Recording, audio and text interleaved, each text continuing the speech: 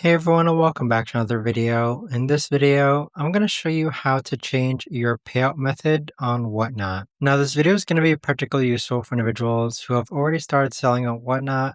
How do you actually go ahead and change your payout method? Now this video is going to be short, sweet, and simple guys. There's not going to be a lot of steps involved. But in order to do this, what you're first going to do is log on to Whatnot. Next, click on Seller Hub on the middle hand side. Then scroll down and click on Payouts. Click on Edit Payout Settings, then click on Edit on the top right hand corner, then click on Edit once again, and then click on Update. So at this point, it's going to go ahead and redirect you to Stripe, where you can go ahead and change your payout method. But that right there, guys, is the best and easiest way that I know of to actually go ahead and change your payout method on Whatnot. If you guys know of a better or easier way to actually do this, let me know in the comments down below. I would love to know.